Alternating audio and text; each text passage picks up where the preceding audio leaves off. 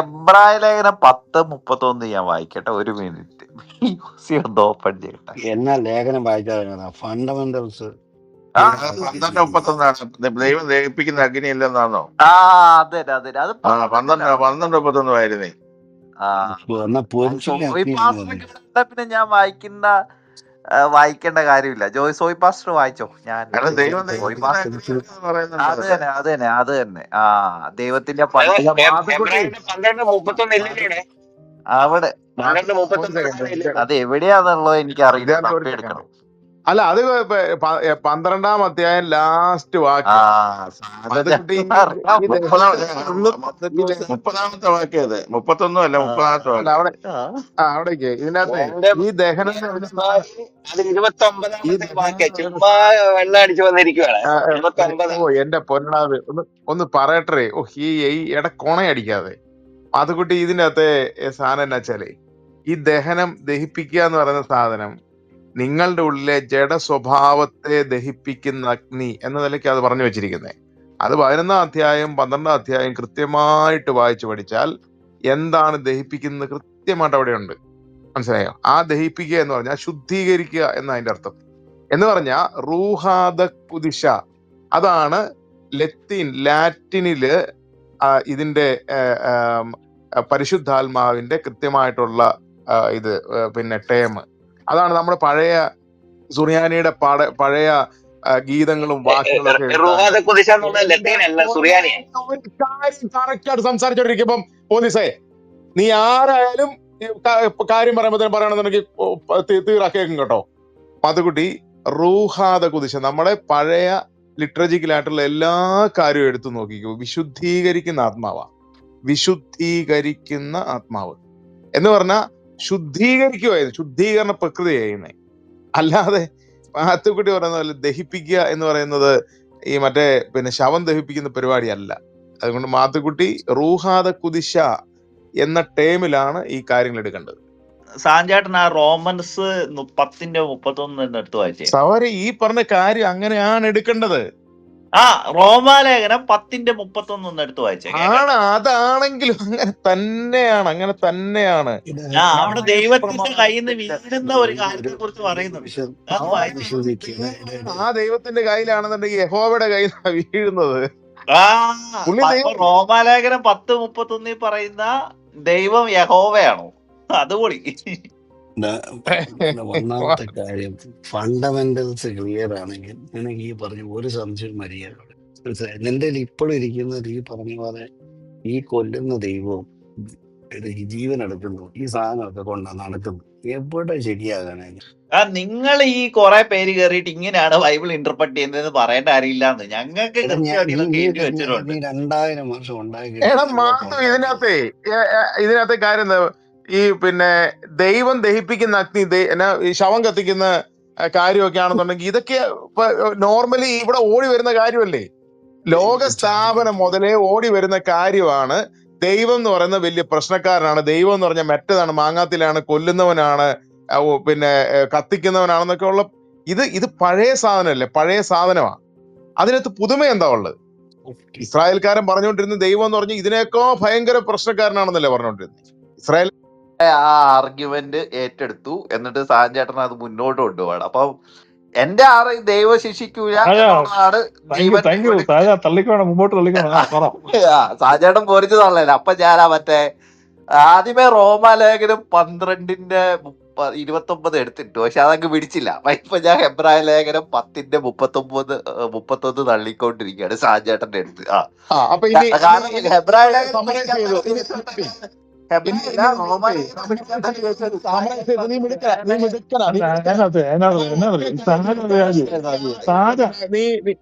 പരാതികൾ നിർത്തി point വയലാണ് full. എന്റെ 5 മിനിറ്റ് വിട്ടാണ്ടിരിക്കും, ഇടയ്ക്ക് തെറി വിളിപ്പിക്കും. അതെല്ലാം കഴിഞ്ഞ ശേഷം പിന്നെ 3 മിനിറ്റ് കഥ പറയും. എന്റെ അത് കാരണം വെച്ചാല് എനിക്ക് ആരെങ്കിലും സംസാരിക്കുകയാണെന്നുണ്ടെങ്കിൽ തെറി പറയാനാ വരുന്നത്. എനിക്ക് എന്റെ ഇപ്പോഴത്തെ ലേറ്റസ്റ്റ് ആയിട്ടുള്ള സ്വഭാവം അങ്ങനെ. അപ്പൊ അതുകൊണ്ട് ദയവ് ഇത് മാത്തുക്കുട്ടി മിണ്ടരുത്.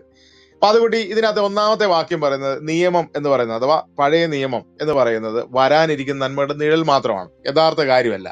അവയ്ക്ക് കഴിഞ്ഞിരുന്നെങ്കിൽ ബലിയർപ്പണം തന്നെ നിന്നു പോകുമായിരുന്നു എന്ന് പറഞ്ഞാൽ ഈ പറയുന്ന പഴയ നിയമ ന്യായപ്രമാണത്തിന് ഈ പിന്നെ മനുഷ്യനെ ശുദ്ധീകരിക്കാനുള്ള കഴിവില്ല എന്നാണ് പറയുന്നത്. അപ്പൊ ആരാധകർ ഒരിക്കൽ ശുദ്ധീകരിക്കപ്പെട്ടിരുന്നെങ്കിൽ പിന്നെ പാപത്തെക്കുറിച്ച് യാതൊരു അവബോധവും അവർക്ക് ഉണ്ടാകേണ്ട ആവശ്യമില്ലായിരുന്നു.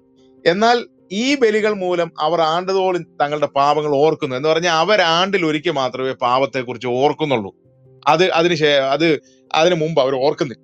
അപ്പൊ കാരണം കൂടാതെ കാളകളുടെയും കോലാട്ടുകളുടെയും രക്തത്തിന് പാപങ്ങൾ നീക്കിക്കളയാൻ സാധിക്കത്തില്ല. എന്ന് പറഞ്ഞാൽ പാപം എന്ന് പറഞ്ഞ സംഗതി മാറ്റാനായിട്ട് ഒരു കാരണവശാലും ഈ പറയുന്ന പഴയ നിയമത്തിലുള്ള ബലിയർപ്പണം, യഹോവ പറഞ്ഞിട്ടുള്ള ബലിയർപ്പണത്തിന് ഒരു കാരണത്തിന് സാധിക്കത്തില്ല എന്നാണ് ഇവിടെ പറഞ്ഞു വെച്ചേക്കുന്നത്. ഇതിനാൽ അവൻ ലോകത്തിലേക്ക് പ്രവേശിച്ചപ്പോൾ ഇങ്ങനെ അരുളി ചെയ്ത് ആരെ? ക്രിസ്തു വരുക. ബലികളും കാഴ്ചകളും അവിടുന്ന് ആഗ്രഹിക്കില്ല, എന്നാൽ അവിടുന്ന് എനിക്കൊരു ശരീരം സജ്ജമാക്കിയിരിക്കുന്നു. ദഹന ബലികളും പാവപരിഹാര ബലികളിലും അവിടുന്ന് സംപ്രീതനായില്ല. അപ്പോൾ പുസ്തകത്തിന്റെ ആരംഭത്തിൽ എന്നെ കുറിച്ച് എഴുതിയിരിക്കുന്നു എന്നതുപോലെ ഞാൻ പറഞ്ഞതുപോലെ ദൈവമേ അവിടുത്തെ ഇഷ്ടം നിറവേറ്റാനായിട്ട് ഞാൻ വന്നിരിക്കുന്നു. അവിടുത്തെ ഇഷ്ടം എന്ന് പറയുന്നത് നീ ഈ പറഞ്ഞ പോലെ പഴയ നിയമത്തിലുള്ള ബലിയർപ്പണങ്ങളും കാര്യങ്ങളും ഒക്കെ ആയിരുന്നുണ്ടെങ്കിൽ ആ കാര്യങ്ങൾ നടത്തി പോയാൽ പോരായിരുന്നോ? അത് നടന്നില്ല. അപ്പൊ നിയമപ്രകാരം അർപ്പിക്കപ്പെട്ട ബലികളും കാഴ്ചകളും ദഹന ബലികളും പാപപരിഹാര ബലികളും അവിടുന്ന് ആഗ്രഹിക്കുകയോ ഇഷ്ടപ്പെടുകയോ ചെയ്തില്ല എന്ന് പറഞ്ഞ പോലെ അവിടുത്തെ ഹിതം നിറവേറ്റാൻ ഇതാ ഞാൻ വന്നിരിക്കുന്നു. രണ്ടാമത്തേതിനെ സ്ഥാപിക്കാനായി അവൻ ഒന്നാമത്തേത് നീക്കിക്കളയുന്നു. എന്ന് പറഞ്ഞാൽ രണ്ടാമത്തേത് ഈശോ മിശിഹായുടെ കൂദാശ എന്നാ പറ്റി ഒരിക്കലും ഇടപെടല്ലേ. അപ്പൊ ആ എല്ലാ കാര്യങ്ങളും പറഞ്ഞു വന്നിട്ട് പറയുവാണ്. 13-ാമത്തെ വാക്യം പറ, ശത്രുക്കളെ എന്റെ പാദവീടുമാക്കുവാൻ അവൻ കാത്തിരിക്കുന്നു. വിശുദ്ധീകരിക്കപ്പെട്ടവര് എന്ന് പറഞ്ഞാൽ യേശു ക്രിസ്തുവിനാൽ വിശുദ്ധീകരിക്കപ്പെട്ട ഇസ്രായേലിലുള്ള ആളുകള്, ആ ആളുകള് പരിശുദ്ധാത്മാവിനെ കൊണ്ട് അവർക്ക് സാക്ഷ്യം പറയിക്കുക, അല്ലെങ്കിൽ പരിശുദ്ധാത്മാവാണ് അവർക്ക് വേണ്ടി സാക്ഷ്യം പറയുന്നത്. ഈ കാര്യങ്ങൾ പറഞ്ഞു വന്നിട്ടാണ് ഈ കാര്യങ്ങളെല്ലാം പറഞ്ഞു വന്നതിന് ശേഷമാണ് പറയുന്നത് വിശ്വാസത്തിന്റെ ഉറപ്പുള്ള സത്യഹൃദയത്തോടെ നമുക്ക് കർത്താവിന്റെ അടുത്തേക്ക് ചെല്ലാം. ഇതിന് ദൃഷ്ടാന്തമായിട്ട് നമ്മള് ഹൃദയത്തെ വെടിപ്പാക്കുകയും ശുദ്ധീകരിക്കുകയും. എന്ത് പറ്റി? സാധനം എടുക്കപ്പെട്ടോ? ദൈവപുത്രനെ പുച്ഛിച്ച് തള്ളുക, എന്റെ ദൈവപുത്രനെ പുച്ഛിച്ച് തള്ളുക, തന്നെ ശുദ്ധീകരിച്ച ഉടമ്പടിയുടെ രക്തത്തെ അശുദ്ധമെന്നും കൃപയുടെ ആത്മാവിനെ അപമാനിക്കുകയും ചെയ്തവന് ലഭിക്കുന്ന ശിക്ഷ എത്ര കഠോരമായിരിക്കും നിങ്ങൾ വിചാരിക്കുന്നത്. ഇതിന്റെ കാര്യം എന്താ? ഈ കഠോരമായ ശിക്ഷ എന്ന് പറയുന്നത് അവന്റെ ഉള്ളിൽ നിന്ന് എന്ന് പറഞ്ഞാൽ ഇപ്പം പാസ്റ്റർ പറഞ്ഞ കാര്യം തന്നെയാ. യാതൊരു കൊലപാതകനിലും പിന്നെ പരിശുദ്ധാത്മാവ് വസിക്കുന്നില്ല, നിത്യജീവൻ വസിക്കുന്നില്ല. വസിക്കാത്തതിന്റെ കാരണം എന്താ? അവിടുത്തെ ഈ ഇവര് പോകുന്ന അവസ്ഥ എന്ന് പറഞ്ഞാൽ ഇപ്പൊ നിലവിൽ ആ ഒന്നാമത്തെ വാക്യം തൊട്ട് പറഞ്ഞു വന്ന കാര്യം എന്നാന്ന് ചോദിച്ചാൽ ഈ ന്യായപ്രമാണം സംബന്ധിച്ചുള്ള നീതീകരണത്തിൽ നിന്ന് മാറി ക്രിസ്തു അവരെ നീതീകരിച്ചു എന്ന് വിശ്വസിച്ച് അവരെ കൂദാശാനുസരണ ജീവിതം തുടങ്ങിയ ആളുകൾ വീണ്ടും ഈ കൂദാശാനുസരണ ജീവിതത്തെ തള്ളിക്കളഞ്ഞിട്ട് ന്യായപ്രമാണത്തിന്റെ പ്രവൃത്തിയിൽ ആശ്രയിച്ച് പോകുവാണെങ്കിൽ അവിടെ അവര് ചെയ്യുന്ന കാര്യം ദൈവപുത്രനെ ചവിട്ടിക്കളയുക, പുച്ഛിച്ചു തള്ളുക, തന്നെ ശുദ്ധീകരിച്ച് ഉടമ്പടിയുടെ രക്തത്തെ അശുദ്ധമെന്ന് കരുതുക. ഏത് ഉടമ്പടിയുടെ രക്തം? തനിക്ക് വേണ്ടി പെസഹ അന്ന് കർത്താവ് എടുത്തുയർത്തി ദിസ് ഇസ് മൈ ബോഡി, ഇതെന്റെ ശരീരമാകുന്നു, ഇതിന്റെ രക്തമാകുന്നു എന്ന് പറഞ്ഞ ആ രക്തത്തെയും ശരീരത്തെയും തള്ളിക്കളയുക. അതേപോലെ തന്നെ തന്നെ വിശുദ്ധീകരിക്കുന്ന സദാ വാദിച്ചുകൊണ്ടിരിക്കുന്ന പരിശുദ്ധാത്മാവിനെ തള്ളിക്കളയുക. അപ്പൊ ഈ പറഞ്ഞ കാര്യം ചെയ്യുന്ന ആളുകളെ സംബന്ധിച്ച് 30-ാമത്തെ വാക്യം പറയുക, നീ ഇത് വിട്ടിട്ട് അങ്ങോട്ട് ചെന്നാൽ, എങ്ങോട്ട്? വീണ്ടും ന്യായപ്രമാണത്തിൽ ചെന്നാൽ ഞാൻ പകരം വീട്ടുമെന്ന് കർത്താവ് തന്നെ ജനത്തെ വിധിക്കുമെന്നും പറഞ്ഞവനെ ഈ പറഞ്ഞ യഹോവനെ നിനക്ക് അറിയത്തില്ലേ? ഞാൻ പകരം വീട്ടുമെന്ന്. ആര് പറഞ്ഞു പകരം വീട്ടുമെന്ന്? യഹോവ പകരം വീട്ടുമെന്ന് പറഞ്ഞിട്ടുണ്ട്. കർത്താവ് തന്റെ ജനത്തെ വിധിക്കുമെന്നും പറഞ്ഞവനെ നീ അറിയുന്നുണ്ടല്ലോ. നീ ആരുടെ കയ്യിലാണ് വീഴാൻ പോകുന്നത്? ഇവന്റെ കയ്യിലോട്ട് ചെന്ന് വീഴാൻ പോകും. എന്ന് പറഞ്ഞാൽ നിന്നെ വിശുദ്ധീകരിച്ച് ഉടമ്പടിയുടെ രക്തത്തെ തള്ളിക്കളഞ്ഞ് ക്രിസ്തുവിന്റെ ശരീരത്തെയും രക്തയും കൃപയുടെ ആത്മാവിനും തള്ളി. ഈ കാര്യം വളരെ കൃത്യമായിട്ട് നീ മനസ്സിലാക്കേണ്ട കാര്യം, ഈ കൂദാശാനുസരണമുള്ള ജീവിതം എന്ന് പറഞ്ഞാൽ പഴയ നിയമ ന്യായപ്രമാണത്തിൽ നിന്ന് ഒരു മനുഷ്യൻ രക്ഷപ്പെട്ട് കൂദാശാനുസരണ ജീവിതത്തിലേക്ക് കടന്നു വന്നിട്ട് അവൻ കൂദാശാനുസരണ ജീവിതം തള്ളിക്കളഞ്ഞ് പുറകോട്ട് പോയിട്ട് വീണ്ടും യഹോവയുടെ കരങ്ങളിൽ വീഴുവാണെങ്കിൽ അവന്റെ അവസ്ഥ എത്ര ഭയാനകമായിരിക്കും എന്നാണ് അവിടെ പറഞ്ഞു വെച്ചിരിക്കുന്നത്. വളരെ സിമ്പിൾ ആയിട്ടാണ് മാത്തുക്കുട്ടിയോട് പറഞ്ഞത്. നിനക്ക് ചെവി ഉണ്ടെ കേട്ടാൽ മതി, ഒരു നിർബന്ധമില്ല കേൾക്കണമെന്ന്. ഓക്കെ. അതായത് ഇത് സാധൻ ചേട്ടൻ ഇടയ്ക്ക് ഇങ്ങനെ കയ്യിൽ നിന്ന് എടുത്ത് 10 പൈസ ഇടും, അതാണ് പ്രശ്നം. ഇപ്പൊ ഒരു എക്സാമ്പിൾ പറഞ്ഞാൽ സാധൻ ചേട്ടൻ 30 വായിച്ചിട്ടാണ് പറയുന്നത്. അതായത് നമുക്ക് ശരിക്കും പറഞ്ഞാൽ ഇത് വായിക്കേണ്ട 26 തൊട്ടാണ്. ഞാനത് POC ഒന്നെടുത്ത് വളരെ എല്ലാവർക്കും മനസ്സിലാവുന്ന ഭാഷയാണ്, ഞാനൊന്ന് മെല്ലെ വായിക്കാം. അപ്പൊ അത് കൃത്യമായിട്ട് ആ അർത്ഥം ഒന്ന് മനസ്സിലാക്കിയ ശേഷം നമ്മൾ സാജേട്ടൻ പറഞ്ഞ ആർഗ്യുമെന്റുകളും നമുക്ക് എന്താണ് അതിൽ നിന്ന് കിട്ടുന്ന ഇൻസൈറ്റ്സ് എന്ന് നോക്കാം. സത്യത്തെ സംബന്ധിച്ച് പൂർണ്ണമായ അറിവ് ലഭിച്ചതിന് ശേഷം മനഃപൂർവ്വം നാം പാപം ചെയ്യുന്നുവെങ്കിൽ പാപങ്ങൾക്ക് വേണ്ടി അർപ്പിക്കപ്പെടാൻ പിന്നൊരു ബലി അവശേഷിക്കുന്നില്ല. മറിച്ച് ഭയങ്കരമായ ന്യായവിധിയുടെ സംഭീതമായ കാത്തിരിപ്പും ശത്രുക്കളെ വിഴുങ്ങിക്കളയുന്ന അഗ്നിയുടെ ക്രോധവും മാത്രമേ ഉണ്ടായിരിക്കുകയുള്ളൂ. മോശയുടെ നിയമം ലംഘിക്കുന്ന മനുഷ്യർ കരുണ ലഭിക്കാതെ 2 or 3 മനുഷ്യരുടെ സാന്നിധ്യത്തിൽ മരിക്കുന്നു. ദൈവപുത്രനെ പുച്ഛിച്ചു തള്ളുകയും ആരെയാ പുച്ഛിച്ചു തള്ളുന്നത്? ദൈവപുത്രനെ. ഓക്കെ, ഇനിയാണ് ശ്രദ്ധിക്കേണ്ടത്. ദൈവപുത്രനെ പുച്ഛിച്ചു തള്ളുകയും തന്നെ ശുദ്ധീകരിച്ച പുതിയ ഉടമ്പടിയുടെ രക്തത്തെ അശുദ്ധമാക്കുകയും കൃപയുടെ ആത്മാവിനെ അപമാനിക്കുകയും ചെയ്തവനു ലഭിക്കുന്ന ശിക്ഷ എത്ര കഠോരമായിരിക്കുമെന്നാണ് നിങ്ങൾ വിചാരിക്കുന്നത്? പ്രതികാരം എന്റേതാണ്. സാജേട്ടൻ പറയുന്നത് ഇവിടെ ഇത് യഹോവയാ ശിക്ഷ കൊടുക്കുന്ന യേശു പറയുന്നത്. ആണ് അവിടെ എഴുതി വെച്ചോണ്ടിരുന്നത്. ഒരു മിനിറ്റ്, സാജേട്ടൻ നീ യഹോവയാണ് പറയുന്നത്. റിവേഴ്സ് ഓർഡർ വായിക്കേ. ഞാൻ എത്ര വലിയ ശിക്ഷയ്ക്കാണ് അവര് എത്ര വലിയ ശിക്ഷയ്ക്കാണ് അവര് ചെന്ന് കഞ്ചാവ് അടിച്ചിട്ട് വായിച്ച വേറെ രീതി മനസ്സിലാവും. റിവേഴ്സ് ഓർഡറിലും എടാ, അതാ പറഞ്ഞത്. നീ നേരെ വായിക്കുവല്ല ചെയ്യുന്നത്, നീ ശരിക്കും റോങ് ആയിട്ട് വായിക്കുക. ഞാൻ ശരിക്കും പറഞ്ഞ ശിക്ഷ, എന്റെ പൊന്ന് സാജേട്ടാ, ശരിക്കും പറഞ്ഞ ശിക്ഷ എന്ന് പറഞ്ഞത് കൊടുക്കുന്നവൻ യഹോവയാണ് എന്ന് നീ മനസ്സിലാക്കുക. എന്നിട്ട് നീ അത് വായിക്ക്, അപ്പൊ നിനക്ക് കാര്യം മനസ്സിലാവും. അതെ, ഞാൻ പറഞ്ഞുതരാം മാത്തുക്കുട്ടി. ഈ ശ്രദ്ധിക്കുക, സാധനം പറഞ്ഞൊക്കെ കറക്റ്റ് ആണ്. ഞാൻ പറയാം എങ്ങനെയാണ്. അതായത് ഈ ലേഖനം ആർക്ക് എഴുതുക, അത് ആദ്യം മാത്തുക്കുട്ടി പറഞ്ഞു. അത് ഹെബ്രായക്കാർക്ക് എഴുതിയിട്ടുള്ള ലേഖനമാണ്. പറഞ്ഞോ. എബ്രായക്കാരെന്ന് പറഞ്ഞ ആരാ? എബ്രായയിലെ വിശ്വാസികൾക്ക് എഴുതിയിട്ടുള്ള ലേഖനമാണ്. പറഞ്ഞോ. അതായത് യഹൂദന്മാരിൽ നിന്ന് ക്രിസ്ത്യാനിയായി വന്ന ആ ഗ്രൂപ്പിലാണല്ലോ ഇത് എഴുതുന്നത്. അങ്ങ് യഹൂദന്മാരുടെ പീഡനം സഹിച്ച് വിശ്വാസത്യാഗത്തിലേക്കൊക്കെ ആൾക്കാർ പോകുന്ന സമയത്ത് അല്ലല്ല, എബ്രായക്കാരെന്ന് പറഞ്ഞ ആരാണ്? എബ്രായയിലെ ക്രിസ്ത്യാനികള്. എബ്രായ എന്ന് പറഞ്ഞ സ്ഥലമാണോ?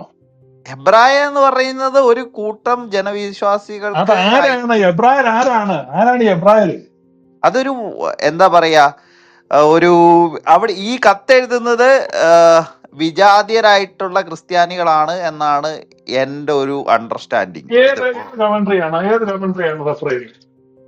ഒരു മിനിറ്റ്, ഞാനത് എടുത്തു തരാം. എന്റെ പൊന്നെ, ഇങ്ങനെയൊക്കെ ചോദിച്ചാൽ ഞാൻ വളരെ ചോദിച്ചാൽ പാടാവും.